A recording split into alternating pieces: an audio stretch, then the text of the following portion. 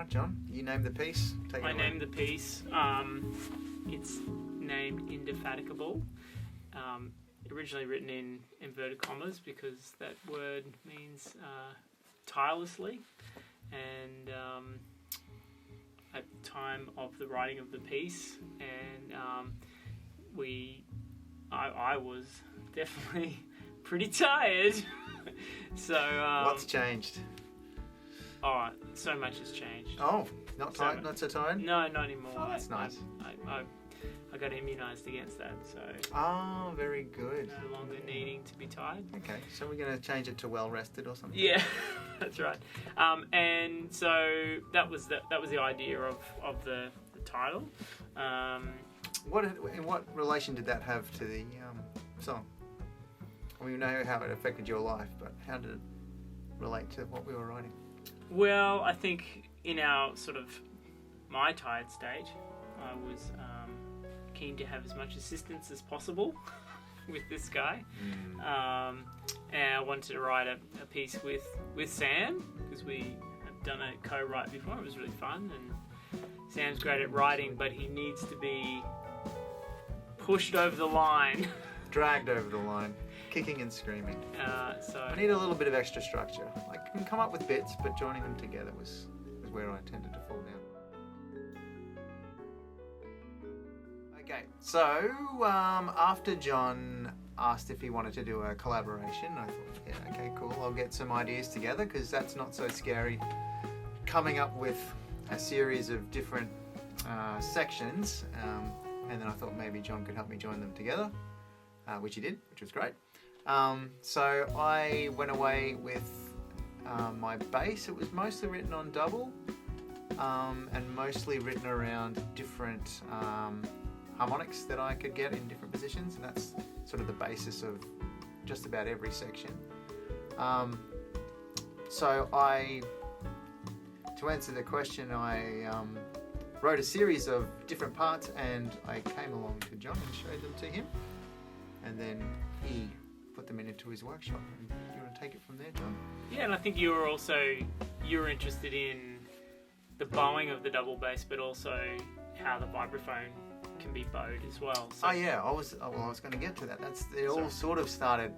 I stole you. Will be. I stole you. No, well, see, it wasn't part of the question, so I thought I was just going to keep that in the top pocket. Sorry. But anyway, yes, it all started with a thought that having seen recently Noz do some bowing with a double bass bow, as it turns out, I thought, oh, interesting, double bass bow. I've got a double bass bow. Maybe the sound of those two things bowed would be nice together. It sort of started as an idea of maybe there'd be a moment where we could do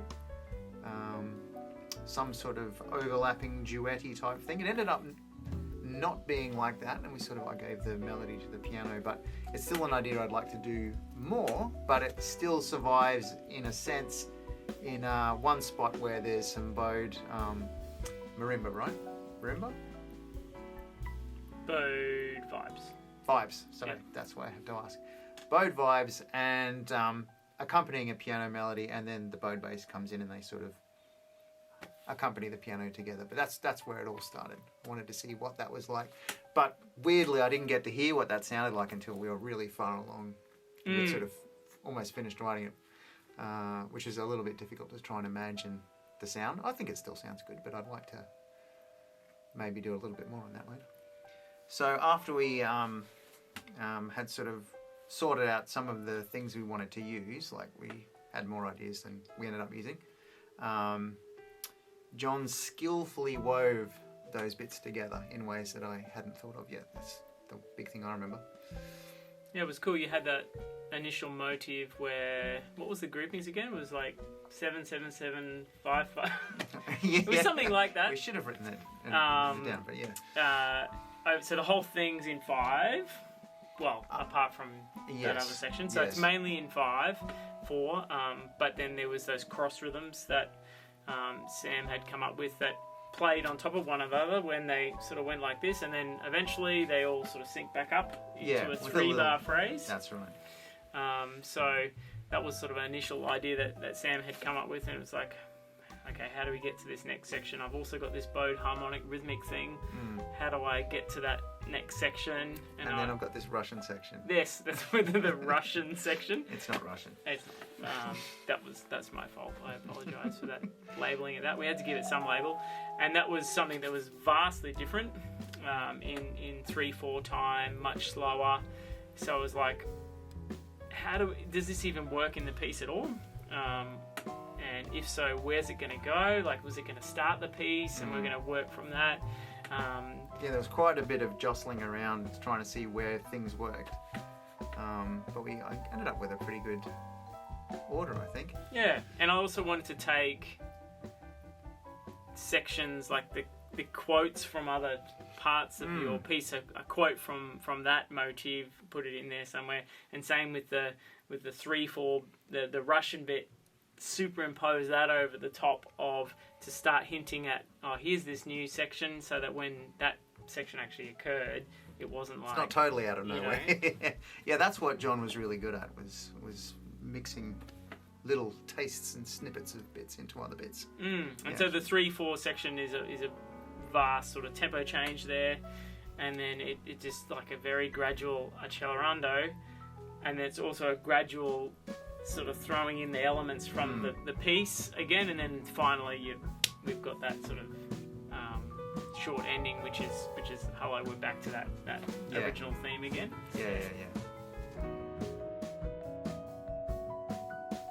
So things to look out for. One of the things I noticed when I was writing the bass part as opposed to recording it, because I wrote it on a different double bass than I ended up playing it on, and the harmonics were so much easier when I was playing it on this tiny little school bass that I was using in between teaching other lessons, as opposed to the one I ended up using. So just finding those perfect places to get the speaking, to get the note speaking in the busier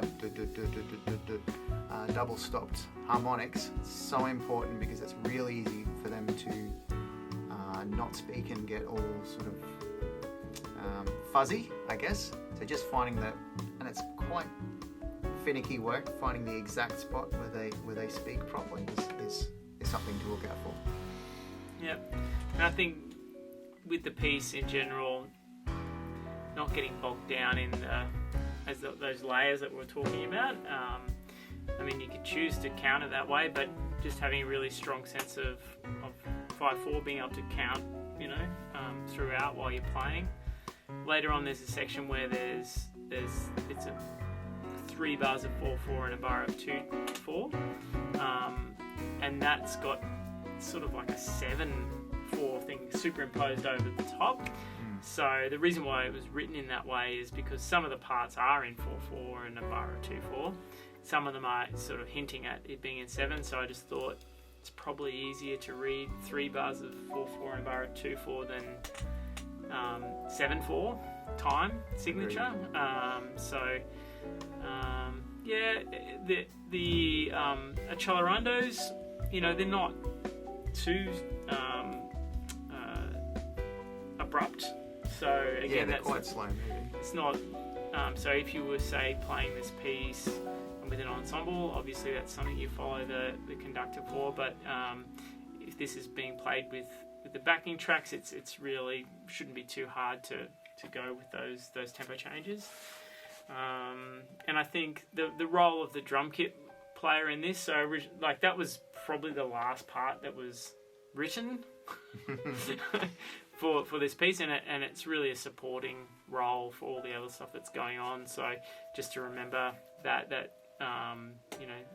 choice of instruments and volume level, that kind of thing, and how busy you play is not to overshadow all those other sort of melodic things that are happening. So just some notes on the piano part. In the piano solo at bar 67, piano player may choose to play the bass part in the left hand. Can be a little bit tricky because that part starts on beat 2, and later on for the second piano solo, again there's an ostinato that also doesn't start on beat 1. Yeah,